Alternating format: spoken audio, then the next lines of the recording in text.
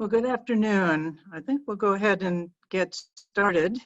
I'm really pleased on behalf of Partners in Care Foundation to welcome you to this, the second in our series of new community forums. And it's going to be an exciting time. Two of our favorite heroes spending time with us this afternoon and addressing these important topics of social isolation, loneliness, and the digital divide and what these mean for older adults, especially under COVID-19. So I'm June Simmons. Hopefully most of us know each other, and I'm founding CEO of Partners in Care. So I've had the pleasure for 23 years of leading Partners in Care, where we have pioneered, we think, in development and scaling of the evidence-based programs that help people really achieve better health outcomes for themselves in the area of medications and managing chronic conditions and falls and so on. And we do a lot of care coordination, safety network really around frail elders and all ages now to help people successfully live in the community. So our real goal in changing the shape of healthcare is integrating social care and healthcare on behalf of successful community living and therefore better health and better quality of life. So as we talk this afternoon, first we thought we were going to have presentations we thought would be much more engaging to have a conversation. So we have two great conversationalists, and we're going to highlight many of the challenges that we all address in our ongoing mission work, especially addressing the social determinants of health, the things that really ruin people's lives, that we think represent avoidable suffering, that we can make quite a difference in. So, we're all coming, I don't know, I hope we're coming out of the pandemic.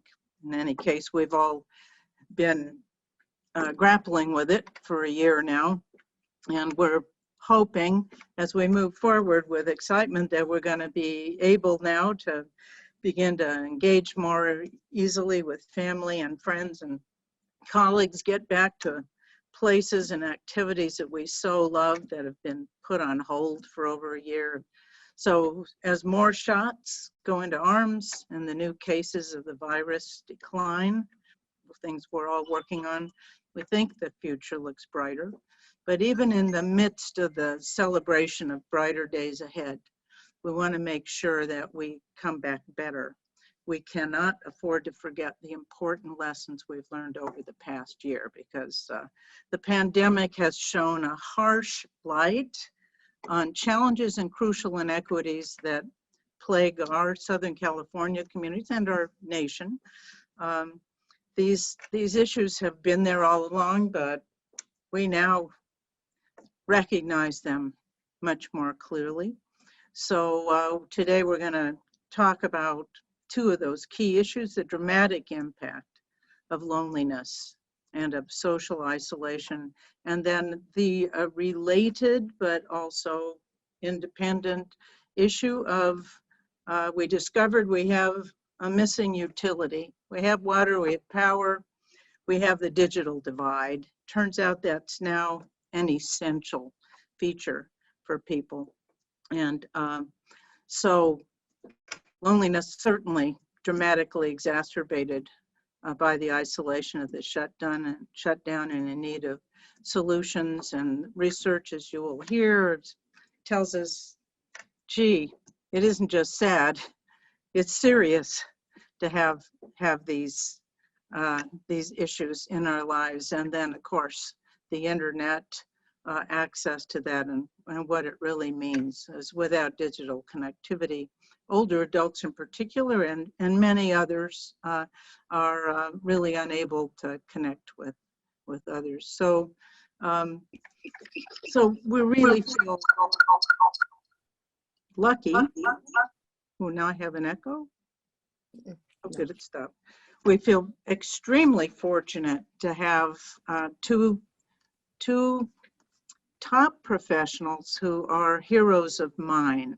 And I think heroes of so many in our community. I mean, we have lots of smart people and effective people, but then we have some that we just love a lot for the way they lead, the kind of humanity that they represent, the persona, the way they live their values. So I'm excited to introduce them.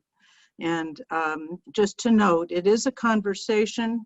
You can enter your questions throughout as they occur to you. There's a Q&A box at the bottom of your screen. So just put your questions in there. We'll be watching for them. We'll try to weave them in as we can, or else deal with them at the end.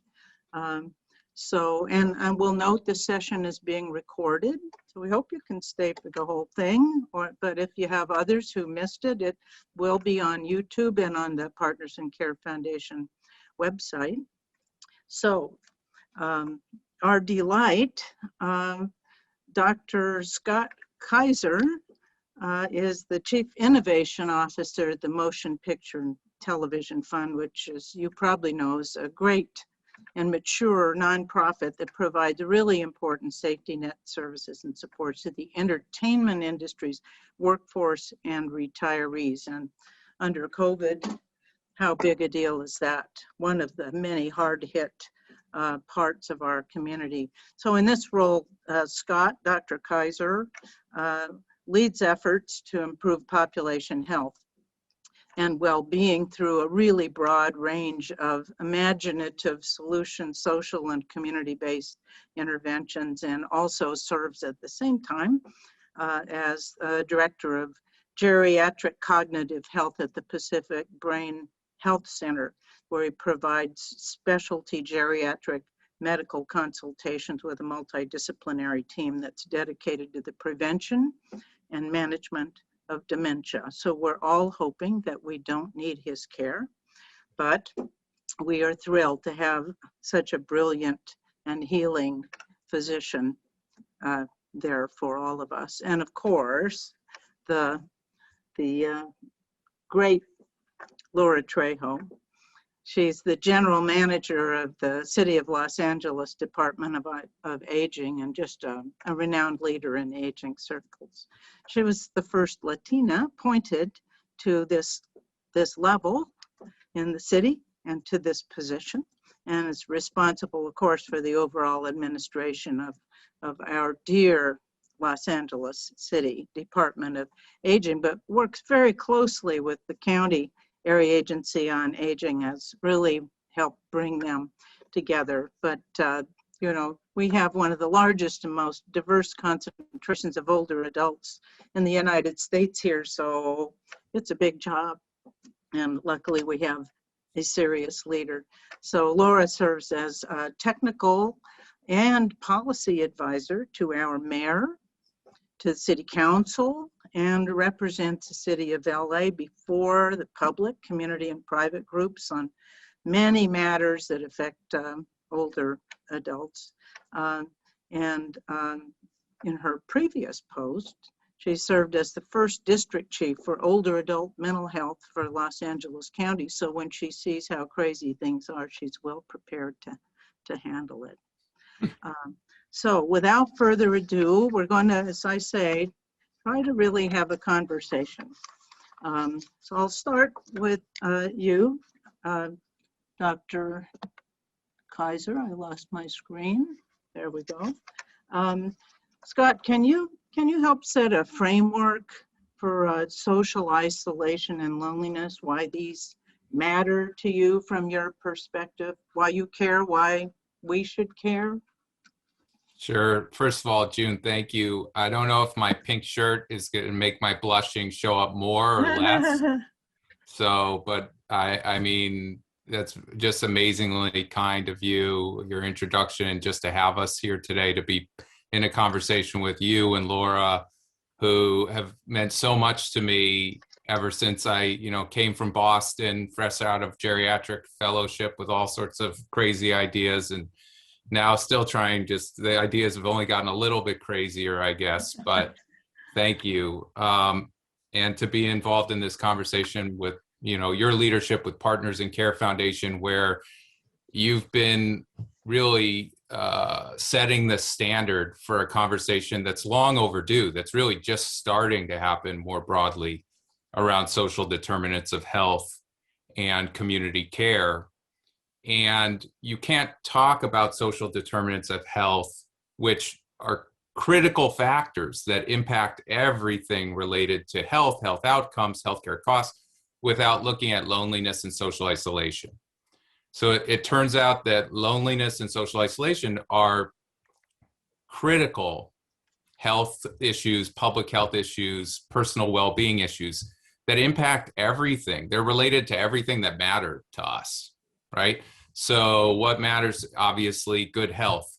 Well, being lonely, being socially isolated is clearly associated with poor health outcomes, even premature mortality. So dying, too young. One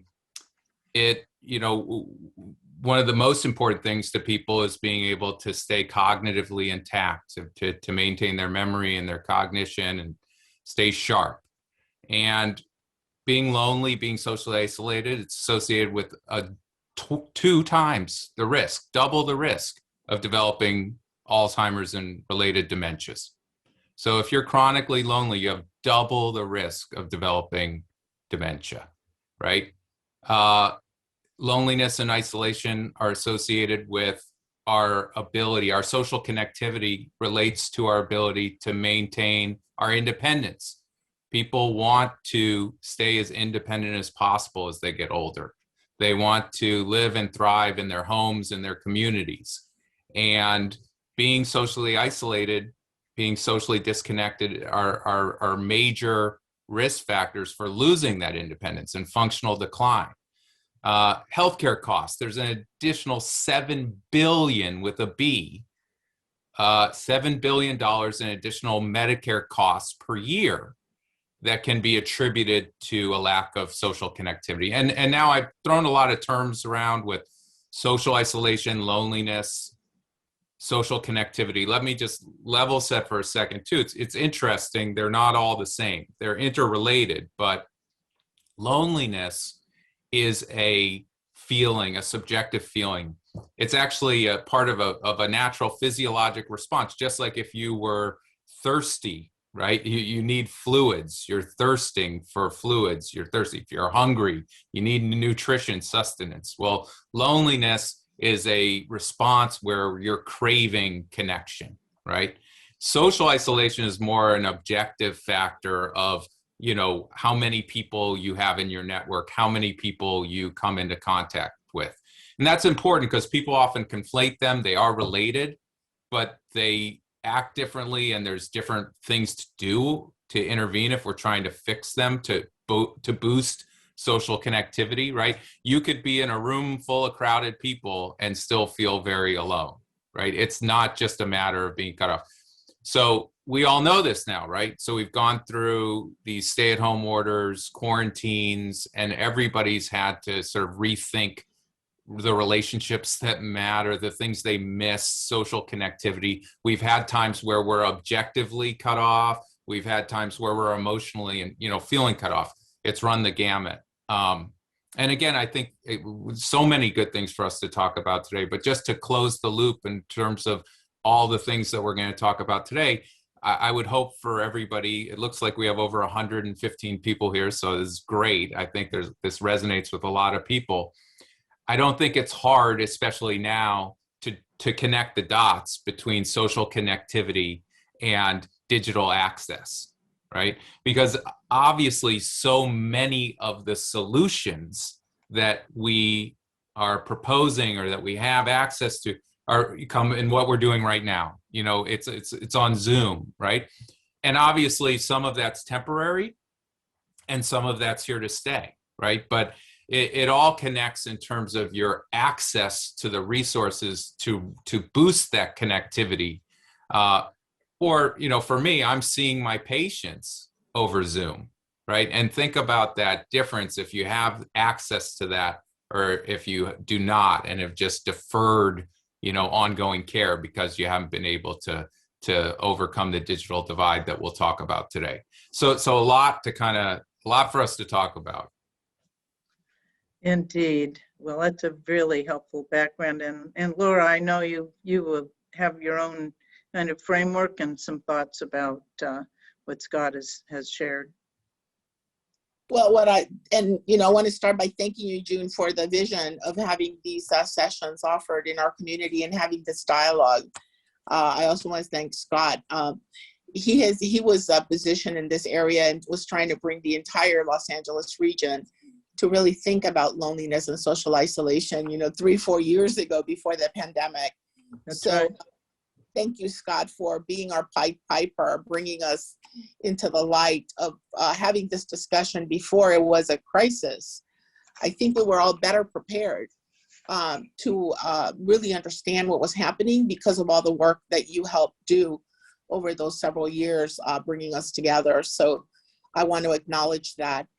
In terms of our own work as a city, as a community, the issues of diversity, I've been sort of sharing with folks an analogy is like, when you clean the house, but you kind of put stuff under the carpet and you really don't want to look at what you left behind from the vacuuming. The pandemic really brought that to bear. We are seeing all of the major gaps that have existed. The historical inequities in communities have come to the forefront, and they're things that we, had to confront on a moment's notice, it felt like, because of this pandemic. What I've noticed is the scale of the dramatic shifts and changes that have occurred. And I think about, just even the chance to adapt. I mean, if all of us as professionals working every day are having a hard time sort of adapting quickly, I resonate and empathize with our clients who are being asked to make massive shifts in their personal lives associated with what's occurring in our society right now. So when we look at the issues and the concerns of loneliness and isolation among older people, I can tell you my serious concern is about people who are frail and homebound. The third of older people that live alone, and who are they connected to? We've been working on strategies to do that, and we'll discuss them during our conversation, because one of the things that we're very worried about is if people didn't have access to digital technologies before the pandemic, the inability to connect with them physically has made that even harder, because it's not like we can walk in their home and say, or have them come into our centers and say, let's have a class. All of that went out the window. So the challenges that we've had just from a practical sense in trying to bridge that has been very difficult. The good news, and I think that's why this discussion is so critical, is that we finally have the attention of leadership at all levels that are really paying attention to the implications of that lack of connectivity among older people in our communities. So that's the silver lining in this, is that people finally are paying attention and are asking the right questions about what will we do moving forward. There is an awareness of that disparity existing and the tremendous toll that it's had on older adults. A recent report by Humana Foundation found that they believe that about 40% of older people that died, part of it was because they did not have access to internet resources. I think Scott touched on that, that older adults were not seeing their healthcare providers. And as we all pivoted really fast to go online, we left a lot of our seniors behind. That exacerbated social isolation, but it also exacerbated any kind of medical conditions or other things that they were dealing with and not being able to have access. So those are some of the things stirring in my mind right now as we're having this important discussion.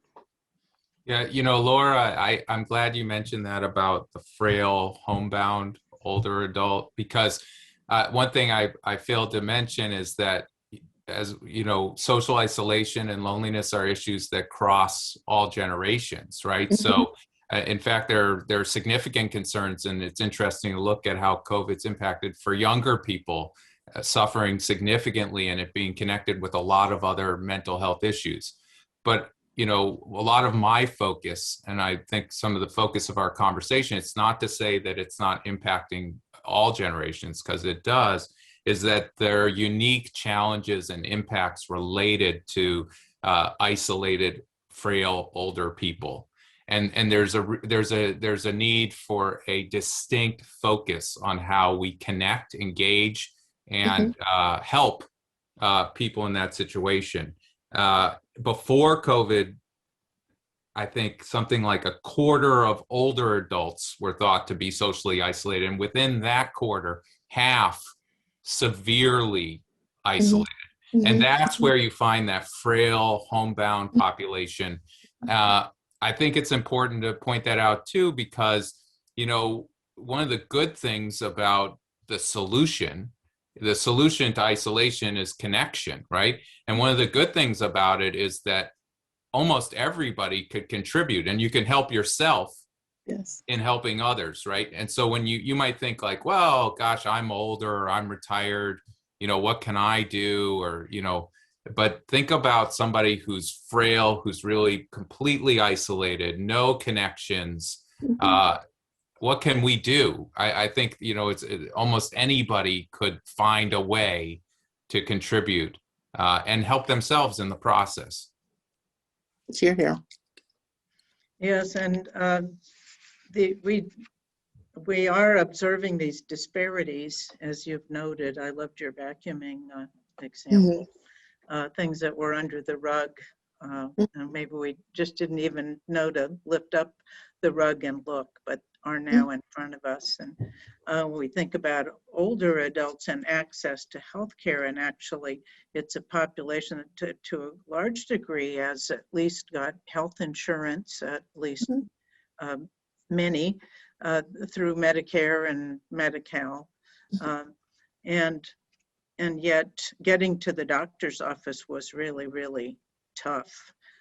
If you're frail, if your energy's down, or if you worry about how you present yourself, you don't know how to drive, transportation was the number one. And now transportation is, in a sense, restricted, forbidden, prohibited. And so if you don't have the digital solution, it's critical. And you were saying, Scott, that you're able to do home visits through devices, but the people who don't have devices, then I guess you can do it telephonically. But I know if you can see the meds. You might talk about, you were talking the other day about what it's like to do a video-based home visit as a physician. Sure. Yeah. I mean, look, June, I think at the top of the call, you really had it, that digital connectivity and robust digital connectivity it's a fundamental utility. It's necessary. Obviously, I have kids in school on Zoom, right? So it's necessary for working people, but we often forget how necessary it is for older people.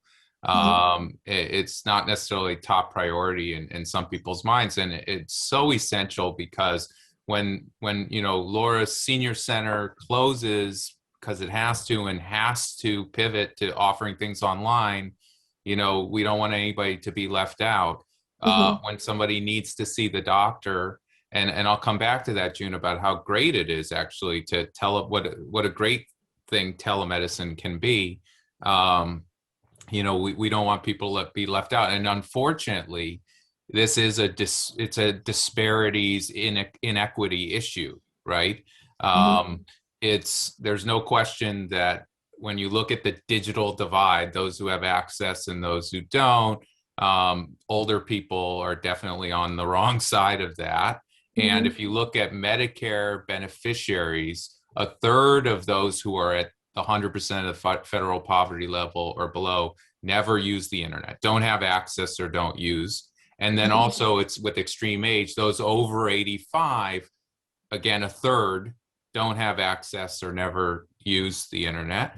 And then those figures are further exacerbated and worse for people of color. So income, socioeconomic, racial, ethnic background, community, you know, all major points of disparity and inequity. So that's something that I think just absolutely needs to be solved. Now, in terms of how great it is to be able to see people over telemedicine, I think particularly for what I do, which is cognitive evaluation, I mean, it's phenomenal. I mean, first of all, you don't have to brave LA traffic. You don't have to go park, you know. People still do. They don't have to, but you don't have to wear pants, but they tend to, yes, wear pants. You know, they still get dressed up for the visit and clean the house. They really don't need to, but and then I'm warped in. I get zoomed in without me having to brave the traffic, and I'm in your kitchen, right? And we have a conversation, and I can look behind you, and I can see the reminder schedule on the fridge and see if it sort of makes sense or it's disorganized. I can see the pill bottles scattered around, you know, and see, you know, or instead of saying, bring a shopping bag with all your medicines to the visit and we'll sort through it together, I just, you know, I say, oh, well, you know what, just run over and to the cupboard and grab everything you got and let's go through it together. And in terms of cognitive evaluation, I can do all my cognitive testing. That's the part where I do need the screen, because we have to look at images together, and I have to look when somebody draws a clock. I have to look at the clock, because most of it I probably could do on the phone, but that really helps to have the video piece. And then I get to see how people interact with the technology, how much of a struggle it is or isn't. Is it a new struggle? Is it part of their decline, or is it just that they're not, you know, used to it's a new thing for them? I get to see who they have in their support network, right? People who might not have come to the visit with them might be passing through the house or not. You know, I mean, it's just in terms of arranging the visit, understanding what resources, who they have in their network. And I think it's really, I've been able to see people over telehealth who don't have anybody to help them, and I've been able to enlist home care agencies to help with that. And that's the kind of thing that I think we could do more of with community health workers and special programs, is for people, you know, everybody should be able to have somebody who can help them, you know, get connected. It's a really critical service, and I've seen it work, and it's phenomenal. Yeah, Laura, I know, is going to be helping with a lot of those. But I'm also interested, Laura, because you lead systems where people resolved loneliness and isolation because they came to the centers, because they could be together. They had congregate meals, they had the senior center, tremendous advantage, and then all of that taken away. But you had to nurture them in other ways. I think you've done some very dramatic things just to keep people alive. Yeah. And connected, knowing that someone cares. Can you talk about some of the amazing things you've been doing? Sure. Well, you know, not me, no, do not take any of the credit. The credit belongs to all of our community-based partners, our incredible aging network of providers who literally stepped up in a heartbeat and began to reposition and re-envision and redesign programs from scratch so that our clients could receive the services that they so much had needed. But more than that, it's, you know, it's part of what we felt we needed to do in order to stay connected to our consumers. So, you know, for example, one of the projects we're very proud of, as you all know, everything closed in the city of LA, just like everywhere else, including our libraries. So, but we still have library staff sitting around. So we use the library's incredible historical archives of photographs.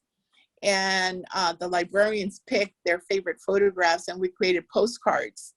And they began to write personal postcards to every senior that was getting a home delivered meal from us. That's just to give you an example, it's about 20,000 people that received postcards from our library staff. And they have been doing that over the last several months. That was a project where we were saying, you know, how do we connect people to people and make it personal and make it important? You know, so we were using beautiful photographs that probably meant a lot more because they had a sense of that history of Los Angeles. And we were able to create this program literally overnight. to support our clients. We've been working on translating a lot of our in-person programs to online, but I'll tell you, I'm old school. I also believe in the post office and on telephones. So we've been doing conference calls for people that really, the internet was not an option. We moved programming into like large scale conference calls where people call in and they would have the same opportunity to chat and connect with other people.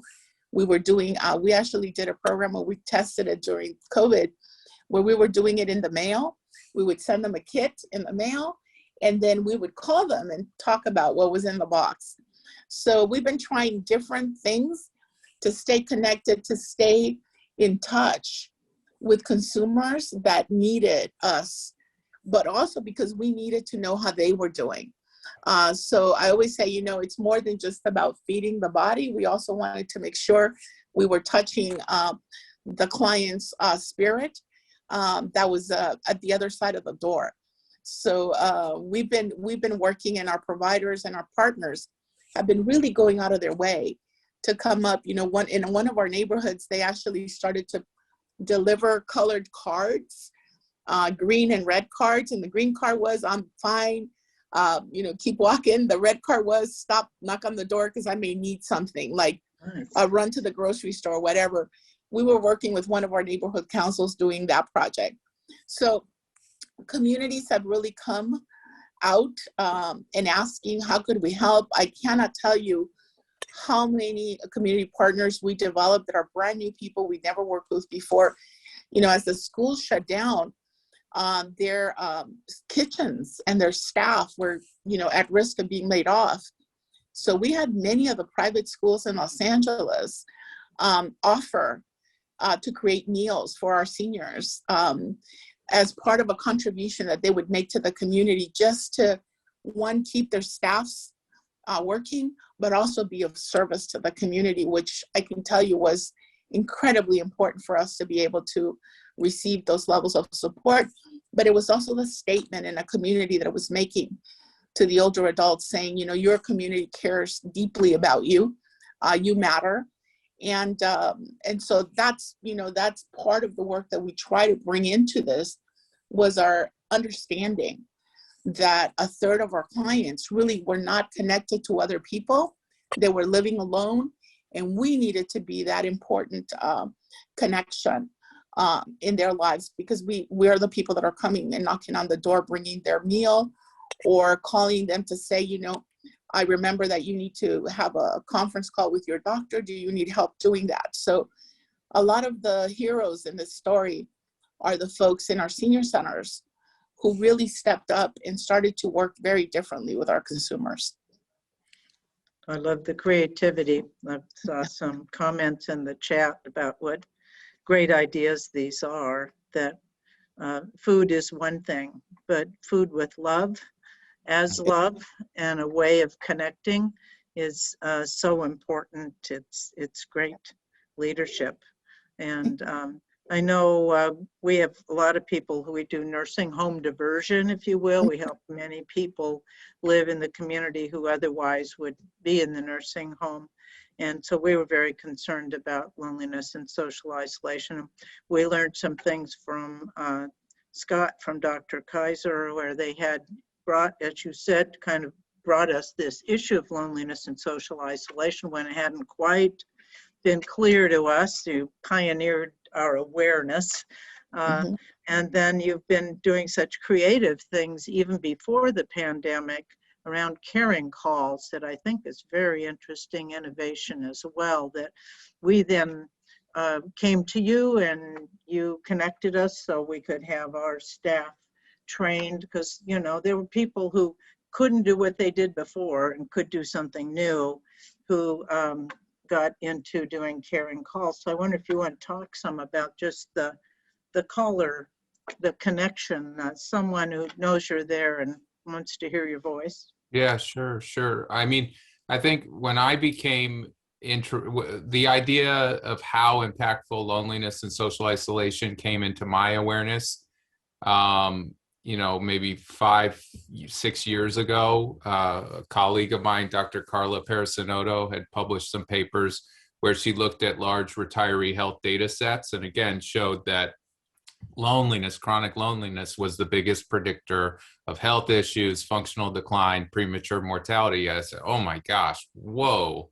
And think how much time and energy we spend checking blood pressure, which is so important. I mean, if you can control blood pressure, and this is even more impactful than that, you know, where it's on par with smoking, how much energy we try and put into getting people to quit smoking, because this is even just as impactful. I mean, so started thinking about that, and we looked around at programs, and a lot of the solutions were just like what Laura just shared. The postcards thing, it's so awesome and it's so intuitive. It's just that a lot of times these simple, intuitive, like win-win things don't happen for a bunch of sort of logistic reasons or whatever. So we just set out to do it. We started in the entertainment industry community with building. We had a friendly call program, but we built upon that and created a program, the Daily Call Sheet. And we hired somebody, Maureen Feldman, to be our director of social isolation impact. It was important enough to us as an organization to have somebody who that's their job, is to try and solve this issue. And when we formed the Greater LA Coalition to address loneliness and isolation, Maureen has been the steadfast leader of that. And you know, Diane Davis at Partners in Care and Laura's come by. And I mean, it's just been a great collaborative group where organizations from all around the city are trying to really work together to tackle these challenges. So we had this experience with these social calls where it was just, makes a lot of sense. We had a lot of volunteers, and we had a lot of people that we knew were isolated and lonely. So we give people a little bit of training, mostly untraining them, particularly if they had a healthcare background. We wanted to make sure that they weren't saying, oh my gosh, you know, my left arm hurts. Is it radiating down? You know, could it be chest pain? Are you short of breath? This is just a social thing. This isn't, you know, screening. It's just, hey, did you see the game last night? Or, you know, you get two people who love talking about old planes or whatever. And that social connection, it turns out, is really valuable in and of itself. People do feel more connected when they have these relationships with volunteers through the phone calls. People also do better. And the other issues then kind of emerge. There's one example that I always think of where I had a patient who I'd been seeing for years. We have a great rapport, a great relationship. And then I know that this particular person has a social worker. So they kind of have the whole crew helping them out. And only in talking to that volunteer did they, after a couple weeks of talking, kind of indicate that, you know, at the end of the month, they were really struggling to choose between buying their medicine or buying their food. And the volunteers said, "Oh my, you know, there's Meals on Wheels. There are things for that. Would you maybe be open to that?" And then we were able to hook this person up with home delivered meals. And it was just that they never would have told me. They were too proud. They never would have told me that they had this issue or concern. It just had to have this deeper engagement, deeper trust building to kind of get there to identify the unmet needs. And it wasn't by, you know, having some formalized survey. It was only just through slowly building the trust, allowing the space. So that's the model that we think is really impactful. And actually, we're excited because a paper just came out. It was published in the Journal of the American Medical Association Psychiatry. And a group in Texas was concerned, I can't remember which university group, but they said, hey, we've got students who are available who can call older people that we're worried about, you know, because they're isolated with COVID. And they train them in this empathic call kind of approach. And they called them, and after just 4 weeks of these calls, sure enough, it was a randomized controlled trial. Sure enough, the people receiving the calls had decreases in their loneliness, decreases in anxiety, and decreases in depression. So this is a tool. For a while, everybody said, that's really nice. It makes sense intuitively, but show me the evidence. Well, now we know it works. Now we have the evidence. So now my focus is on kind of how to scale it. And I'll shut up there, but that's a whole nother obsession of mine now, is how do you actually scale and sustain these interventions? Well, maybe Laura, you have some thoughts about that, because you had a lot of volunteers who couldn't volunteer anymore, and many imaginative things. You want to take that to the next step? Absolutely. And, and I want to just applaud Scott for the tremendous leadership that it took to create the telephone reassurance network. I think that it served us incredibly well. I've thought about what would have happened if all of those programs were not up and operational when this pandemic hit us. It would have been tremendously more isolating to our community than it already was. So thank you, Scott, for all that work and all that effort, and Maureen's work as well. One of the areas that I wanted to share with folks that we also have been looking at, just like I said, we looked at the low tech. We also looked at the high tech. We looked at, for example, we created a very unusual partner with a health tech company out of Colorado called Element 3 that created virtual clubs that people could join based on their interest, with the intention that when people can come out, they could actually meet each other. So I want to encourage, we have till March 31st for folks who are interested in the Element 3 virtual clubs. You can join if you're a city resident of Los Angeles or county resident of Los Angeles, you can join. After that, the system is going to shift into a different mode, but I negotiated grandfathering everybody in Los Angeles until then. And I want to encourage people to put the word out that there's a lot of resources that are available that were not available pre-COVID, that we should really be encouraging the community to utilize. We're looking at ways of bringing broadband to Los Angeles and wiring senior housing and, doing the large scale work. And I want you to be reassured that your elected leaders in Los Angeles are really thinking that way. They have become highly aware of the unique needs of older people during this pandemic. And we are, discussing ways that we can address moving forward, because we also know that these are lessons learned that we want to make sure we put into the formula of how we move forward and re-envision how we deliver services to older adults. We were doing work. We have a program where we teach a 10-week series calling the Age Mastery Program. We translated all of that program online now, but we field tested it with some of the city's retirees, believe it or not, because we were really worried about them as well. Those are our colleagues who've retired, and a lot of them were socially isolated. And we've had tremendous response from them in terms of the utility of that program. We were concerned that it wouldn't have the power that it did when you're in the room together. And when we found out, I think similar to the telephone work that Scott was describing, was that it's about the quality of the interactions, that they do matter. It really doesn't seem to matter what the format is, the quality of the interaction, that, one-on-one human connection that is so precious and then becomes so powerful for older adults in their lives. So, we're still open, looking for solutions, but we also want to look at opportunities to bring to scale these things that we were kind of all doing little bits everywhere. And how do we bring them so that they're available, as you said at the opening, as a utility? Mm-hmm. I always like that, just like we turn on the lights and have water, we want to be able to turn on some of these programs so that they're available to everybody who needs them. So that's part of the excitement and the opportunity right now where we are at this stage of looking at digital divide. I think finally we got everybody's attention.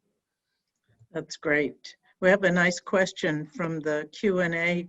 Sure. And I had a similar question, interested to learn what you're shifting to after Element 3 and why you're not continuing those clubs that sound so exciting and valuable. We are. We're continuing in a different format because one of the things that they were able to do is now they're working with health partners in the health arena. There's been a real understanding how important these services are. So we were delighted that we were able to open that door of a possibility by their partnership with us. So they are continuing. They're just continuing a different format. So how do people find those? My recommendation is go online, just type element3.com, and the virtual clubs are there, and join whichever ones are of your fancy. They're open right now, so they're welcome to do that.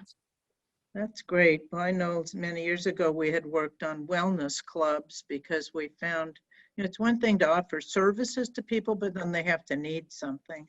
And clubs are much more fun. It's sort of like the senior center. It's a social setting and doesn't require anyone to have to stand as if they were incomplete or in need, and very enriching. So I think that club model is something to work with, just like caring calls. It's a great idea to have a buddy system that people can have, because it's not so easy to meet people even when LA is open. Building relationships isn't just automatic, and you need places to do that. So I think that's very exciting. We also believe that a lot of these models that right now have great utility for a broad audience become even more important moving forward for those who are maybe more restricted in their mobility and a little bit more homebound. So part of what we're looking at is also how important those could be to coming up with a sort of a suite of programs that we could offer older persons who are more homebound. I had been with you and with Scott, we've all been looking at different interventions all over the country, actually all over the world, that would help us really provide some of those levels of support to older adults that are older, that are more frail, that are more socially isolated. And so what the pandemic allowed us to do was kind of just ramp it up a lot faster than we would have done otherwise. But the good news is that now we do know that they resonate with our consumers, that they have value, that they like them. So we learned that very quickly because we were trying to figure out, how to stay ahead of the unique needs that this pandemic was presenting. So I'm really excited. We were working with a family caregiver who developed a program for her mother. It's called Highway 61. And that's also a social engagement club model that we've been working with her and people over the country to build her platform. And she was very sincere. She said, I saw my mom, she was socially isolated, she's in tech, so she created something that would help her own mother. And I thought that was brilliant. So there's a lot of work that's been happening in the field over the last 11, 12 months that really just ramped up very quickly because of the unique needs of the pandemic, especially on older people. So I'm excited. I'm looking forward to the opportunities that they're presented, because now, as Scott said, we actually have evidence that these things work, where before we were all sort of estimating from our professional expertise that we thought they would work. Now we know. Yeah. And now we're okay, let's go full board because we know what we're doing. And we were able to test it in a very short period of time. So it's very exciting. It is very exciting. And I know there's been Mather and Senior Center Without Walls and others, because the Senior Center is such a valuable place. But if you don't have to drive, you're saving the climate, congestion, and time and trouble for people, and expense. And so these are really enrichments that are coming available as our ability to connect virtually grows, and as we gain comfort, as we gain broadband, as we get devices in people's hands and comfort with using them. Like today, none of us had to commute to do this. We could just talk. So Scott, we had also a question about about your caring calls and how our practice can join a daily call sheet program or create one. So how do we scale some of these things? Yeah, I mean, they're all great things. I mean, and it really is about a layered approach. And actually the layered approach is really critical because the way it works, particularly with the loneliness part, that feeling, the more it's a vicious cycle, and the more cut off you feel, the harder it is for you to connect. So sometimes I saw a question in the chat about, physical touch. Obviously we lived through this awful time where you could not, it was medically discouraged to have the physical touch, right? And so, but you often find that you got to engage people with something simple first, like a phone call, and then you can get into some digital platforms, and then you can get into some in-person, and then you can get this great mix, which is really where you get kind of like a diverse connectivity portfolio. In terms of some of the other questions about, different languages and how our practice can join, what we found was that, that problem, like, well, how would I get this in a bunch of different languages? Well, we just need to find volunteers, and there are organizations that have expertise in serving, it's a culturally tailored, culturally common. So rather than try and extend our daily call sheet to everybody, we've tried to create the platform and the tools to enable other organizations to launch social call programs so that they can engage their volunteers, so that they can be offered everywhere and in any language. So to specifically answer the question of how a practice could get involved, they could just go to joincallhub.com, JOIN callhub.com. And the reason is that in seeing this problem, right, that, okay, well, we have volunteers and we'd love to do this, but how would we do it? We can't just give phone numbers out. That wouldn't be right. Or we'd love to partner with healthcare, but it won't be HIPAA protected, the information. And it occurred to me, I thought, well, how come I can call an Uber driver and they don't have my number, I don't have theirs? Or how can I order Postmates of everything and we can't solve this problem? So I looked at the technology that's out there, and we've now created tools so that we have a database where you can load the people who need the calls and the people to make the calls, and you can match them. And then they can make calls through a dedicated line. So there are call hub lines, and LA Works is a great organization in LA that has volunteers available, and they have a call hub line. MPTF has a call hub line. There are Meals on Wheels programs like Project Angel Food has a call. So, and they all get their own phone number, and then they can run these programs. And we've been able to offer that for free thanks to a grant from the Eisner Foundation, which really took this head on, a great foundation that just said, hey, who out there can help build tools to solve the connectivity problem? And so that's what we've done, and we're just getting started. The cool thing is we built to solve for some of these barriers to social call.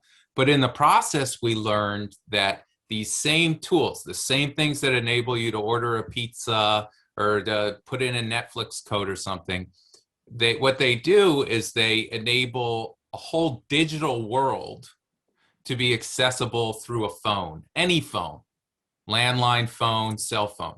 So that's our next kick, is to figure out, okay, wow. So we want to get people on Zoom, but if we can't get them on Zoom and we can just get them on the phone, how can we have more digital experience where their phone call can actually provide them access to something that you would typically need a computer to get, right? If it's collecting information, we can deploy surveys that can use voice recognition to then store it in a database so we can identify unmet needs. If it's participating in programs, rather than going through a digital interface and having to type in, you can just tell the system where you're trying to go and get to the group that's right for you. So that's the next chapter, but I'm just excited about that, about how I want everybody to be online and have equitable access. But in the meantime, how can we use what we've got, like the phone, to get people as connected and cared for and safe as possible?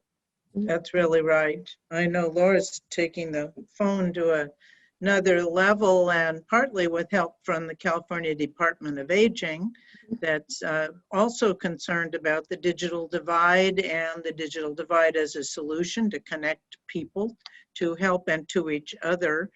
You've got a couple of thousand Yes. Google speakers. Do you want to talk a little about Yes, that? it's a project we're launching, and we're privileged to be working with partners in care on this project, and also LA County. This is truly a regional effort that we're making as an entire geography on behalf of our clients. And so we've been working with the California Department of Aging to distribute, they're called Google Home, and they're like a device like Alexa, all of those that are sort of being developed in the world, to try to assist some of our more isolated older adults get connected. But one of the things that we've identified, and I think Scott touched on it, is that we just can't, hand over a box and go, have fun with it. Good luck. Yeah. Good luck. So a lot of our work is to deconstruct. I think Scott was getting to that. It's not only do you have the tool, but how will the consumer utilize it best? So one of the things that we've become very aware of, yes, we can hand the box over to somebody, but if you don't have somebody to tell you what happens when you open the box, how do you make use of it? Then that's not going to be a good experience. So, we've found that a lot of older adults have smartphones, but they don't use all the potential of tools that are available in their hand because nobody really has taught them how to do that. Not that they can't, it's just that nobody has bothered to do that because they didn't think it was necessary. It's a phone. And what we're hoping to do with the work that we're sort of embarking in at this phase of, where we are, is to really look at how do we make sure that they have the coaching to help them utilize the technology to its best, but it also coaching that's on demand. One of the things I always kind of remind folks is we're working with adults who have life experience and their own minds, and I want them to have that sense of autonomy as they're embarking in this. Otherwise, it's not going to be fun. And I always think things happen better when you're enjoying the process. So we're actually going to be working with an organization called Cyber Seniors, who will help us do some of that coaching with older adults. We're reaching out to lots of partners in the community. We're trying to figure out what kind of infrastructure we want to see in Los Angeles as we move forward to opening our communities up again. What would we need to have in place? As I mentioned earlier, we're talking about, how do we make sure that senior housing is wired so people could have Wi-Fi free of charge and broadband. And, I'm really reassured that both at a national level, but also at a state level and at a local level, there's really that sense of shared awareness that older adults need to be part of that infrastructure build-up that we're going to do. I think early in the pandemic, the focus was on kids and work, getting kids to go to school, and I think it was appropriate, but there is a real sense of urgency right now that we need to make sure that older adults are included into the planning and the infrastructure that we're building out so that they can be prioritized as well. So that's part of the work we're doing with the California Department of Aging. We're not only looking at the devices, but we're looking at an array. I can tell you my staff has become very versed in the last couple of months about all the different types of tablets that exist in the world and what they can do. Because one of the things we want to have is also options. We want to be able to provide to a consumer not just one type of a device, but to say, which one would be best suited for what they need to do or what they would like to do. Because what we find is sometimes we just find, a thing that we give to people, and we don't really think about, okay, how will they use it every day? What is their priority? Is their priority to send emails or to Facebook with their grandkids and their friends? Or is it that they really want to, read the newspaper from, the home country or whatever they're trying to do? So the different utilities, they would need different devices. You need different screen sizes depending on what you're going to do with it. So I can tell you we're becoming very versed very quickly as we're trying to figure out how to be the best advocates and best sort of Imagineers, as Mr. Disney would have said, of this future that we're trying to make sure doesn't leave older adults behind, because we have all become so aware of the toll that social isolation and loneliness can have on this population. Yeah.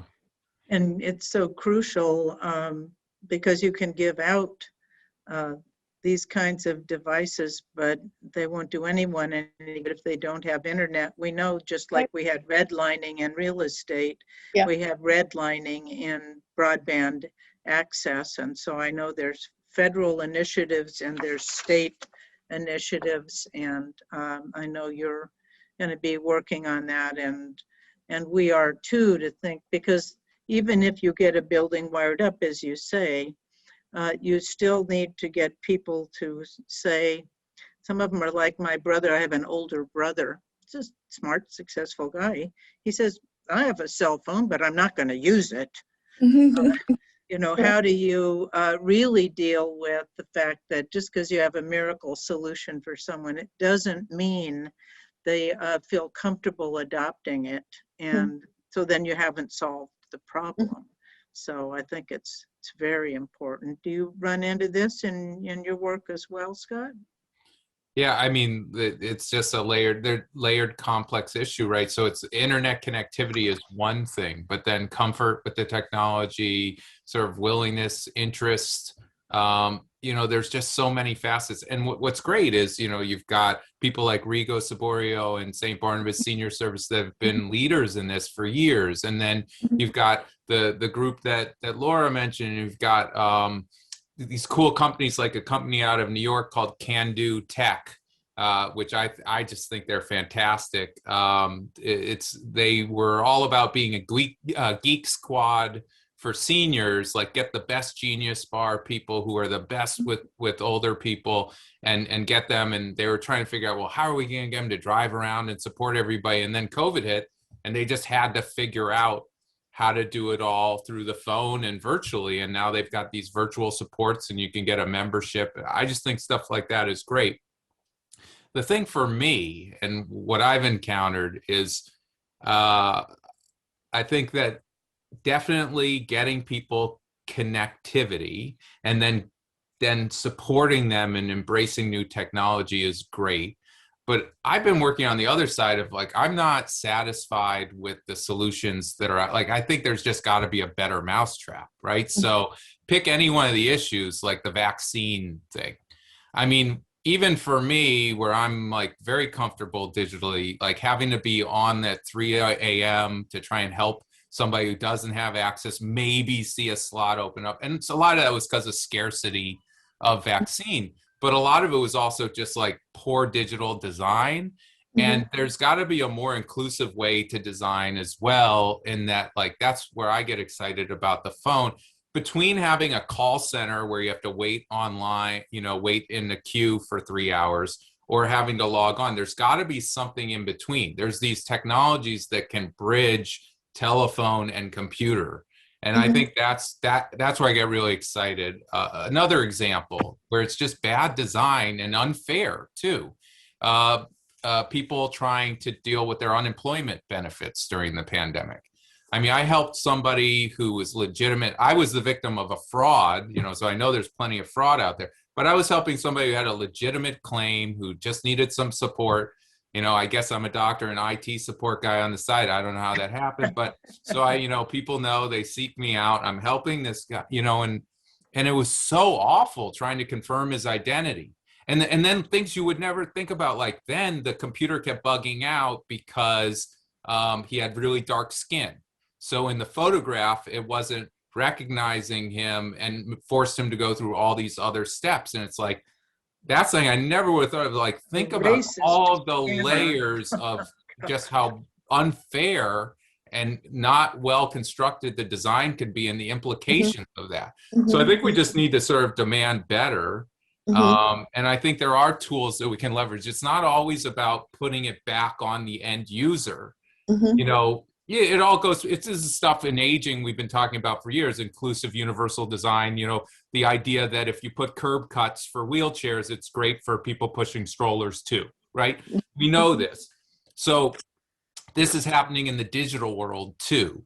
And we need to think about a more inclusive design in the digital world, because the reality is digital transformation is driving tremendous growth and opportunity across so many aspects of our life. And it needs to happen in healthcare. It needs to happen in senior services. And we need to make sure that nobody gets left behind.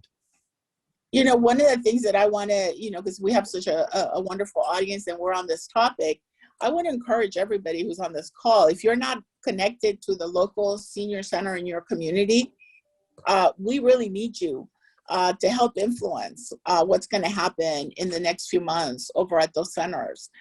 Reach out to those providers, to those people in the aging network, because I'll tell you an example, because he's on the call, so don't get mad at me, Chris Baca from Meals on Wheels West.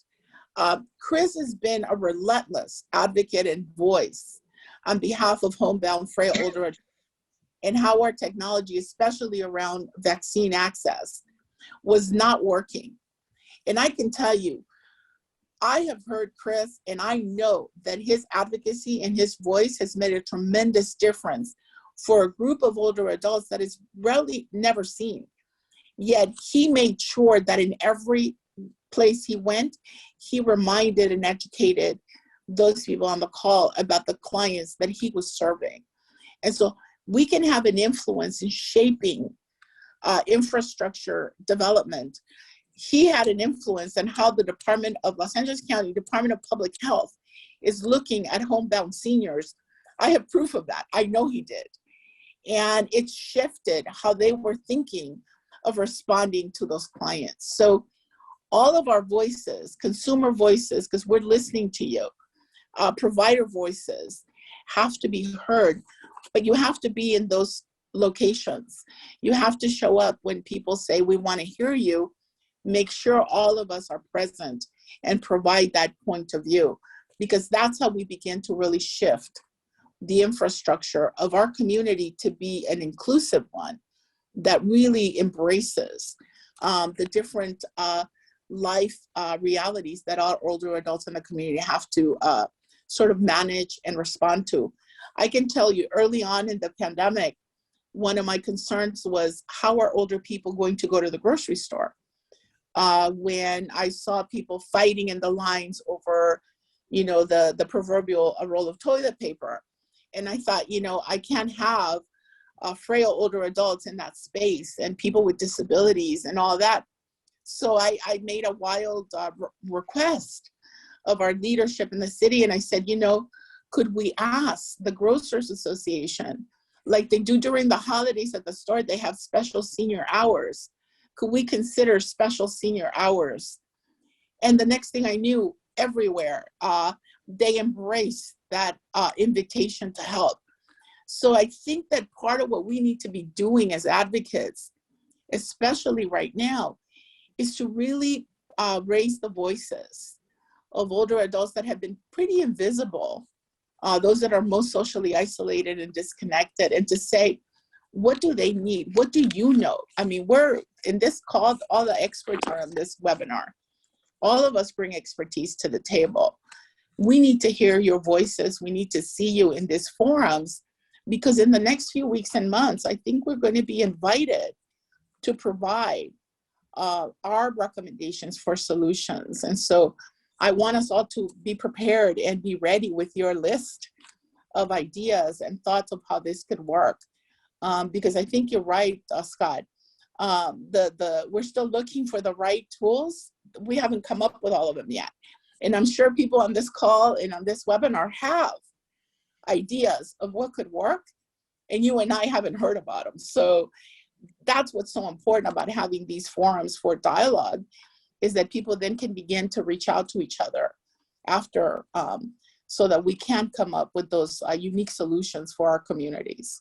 Yeah, to connect us as well. Well, speaking Yes. of that, I did see in the chat someone raising a question around an area where you've done some work also. I know they were asking, is there a collaborative opportunity to scale through using 211 in communities where it's available? And I know you have some kind of interesting ideas about repurposing. You're sort of the queen of repurposing resources. We have this, but now we'll use it for that. Can you? Yeah, well, you know, I want to applaud the incredible work of our 211, you know, organization here in Los Angeles, because they really have stepped into lots of voids to help all of us out. I can tell you they were just, you know, incredible partners to us at the beginning when everybody was looking for food resources, and they were supporting us and we were collaborating with them.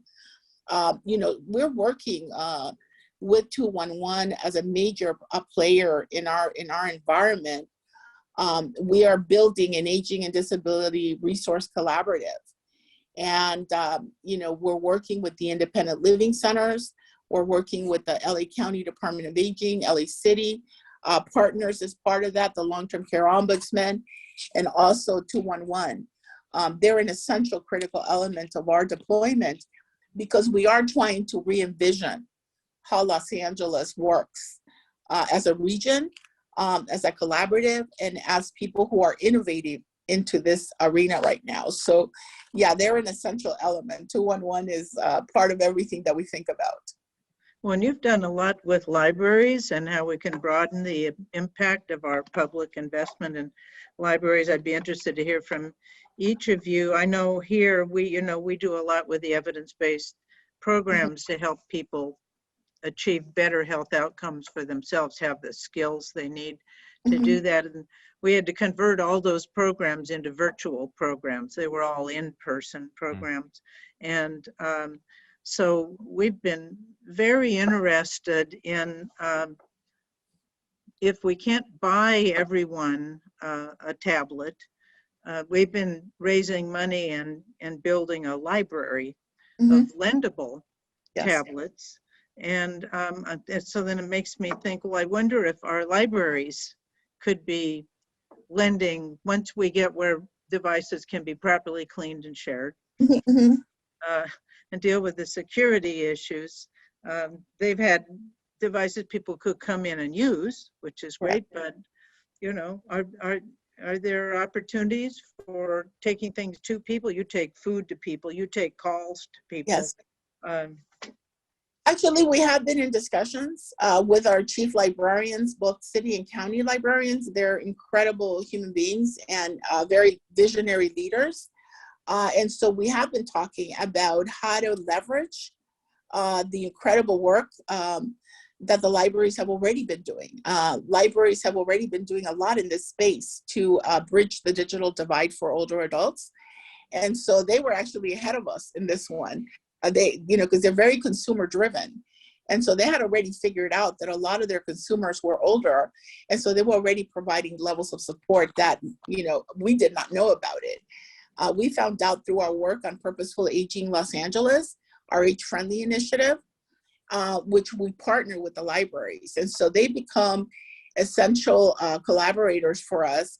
And as a result of the pandemic, that's how we ended up with the postcard project, because we were already engaged with them. We've been doing mobile book delivery to homebound seniors. We started that before the pandemic. It kind of had to slow down because we couldn't, you know, have everything contactless. But I'll tell you, one of the things that we're talking about right now is as we move forward, we specifically talk about could they become like a repository of equipment that they could then lend out based on the needs that people have. Because sometimes you may want a laptop, but next time you may need a tablet will do what you're trying to do. So you may want to borrow a different device. So we're talking to them about that. And so again, everything's on the table and we're looking for creative ideas. We also have put together a collaborative, technology collaborative that's looking at ways that the entire region of Los Angeles could look at the use of technology resources in more creative and focused ways to meet the needs of an aging population. So we're also thinking of libraries, for example. My thought was, and don't quote me because they'll hit me if I say this, but you know, I was thinking, what, you know, they have the Genius bars at the Apple stores. I said, why couldn't we have Genius bars at the libraries? Right.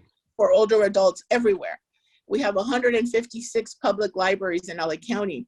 Imagine if we had 156 locations you could go to and make an appointment and say, can you teach me how to use the tablet my kid just gave me, or my new smartphone? Yeah. So we are thinking that way, and they're part of that discussion, and they're very excited to explore partnership opportunities that will bridge the divide. But, we're also trying to re-envision your government services. We know we're not going to be the same that we were a year ago. And we want to think about how does every city and county department pivot and become a resource to older people in ways that we had not connected before. I can tell you, it made a tremendous difference to have like 200 city employees from the entire city family answering phone calls for older adults during the pandemic. Yeah. Really informed and educated them about how older people were experiencing this, very different than their life experience. So there's great opportunity that I think that all of us are learning from. Yeah, Laura, you mentioned so many great examples of collaboration, innovation, and you noted how in the chat, Chris Baca pointed out that 60 people are getting vaccinated tomorrow because of this effort to reach homebound seniors. At the top of the conversation, June, you said, well, what are we going to learn from all of this, and how are we going to be different? And I just would hope that we have a real opportunity for a renaissance of collaborative innovation. This is just, there are so many examples where over the past year, we've not accepted no for an answer. We've just been, people have stepped up in unbelievable ways and didn't, say, oh, well, this is mine, this is yours. Just how can we solve this problem? How can we solve it together? And, it's sort of a little cheeky, but I always say, isolation, loneliness is a problem we can and must solve together, right? By definition.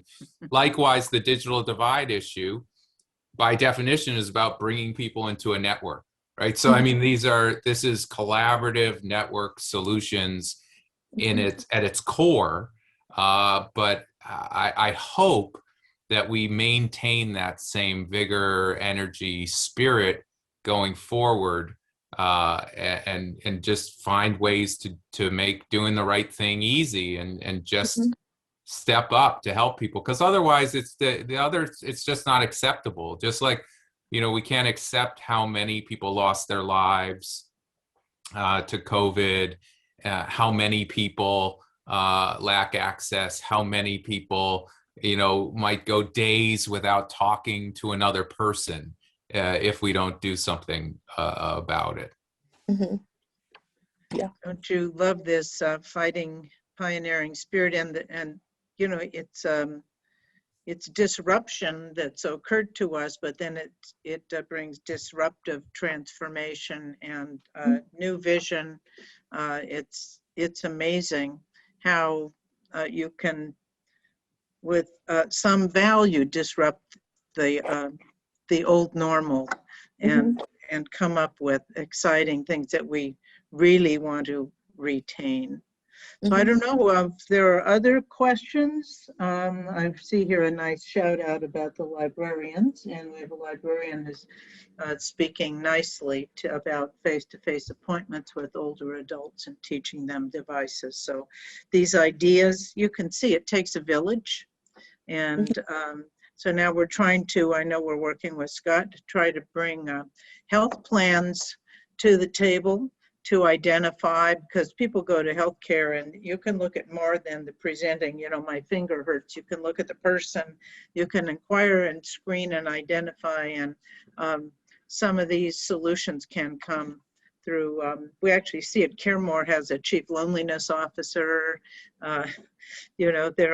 There are solutions in healthcare, and we think maybe health plans should address some of these issues instead of waiting till people are a wreck and so impacted, as Dr. Kaiser's noted, the bad things that happen to your health.